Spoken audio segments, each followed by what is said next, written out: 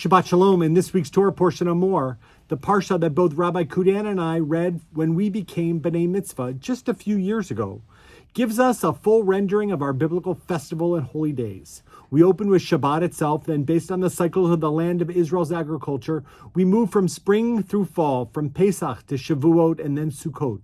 This is the foundation rooted deeply in the land of Israel, the land serving as a great metaphor of the beauty and bounty of creation and the redemptive promise of spring.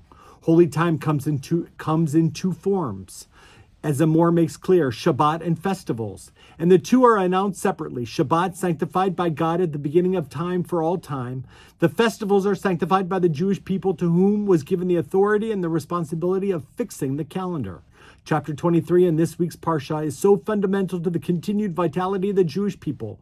It sets out a weekly, monthly, and yearly schedule of sacred times. 6 of the 7 holidays mentioned in the Torah are included in Leviticus chapter 23. Christianity uses a solar calendar, Islam a lunar calendar, and Judaism uses both. We count time both by the monthly cycle of the moon and the seasonal cycle of the sun. Our lives must have dedicated times when we focus on the things that give life meaning. And because we are social animals, the most important times are the ones we share. The Jewish calendar is precisely that, a structure of shared time. Much of the book of Vayikra is about the holiness of place, the sanctuary.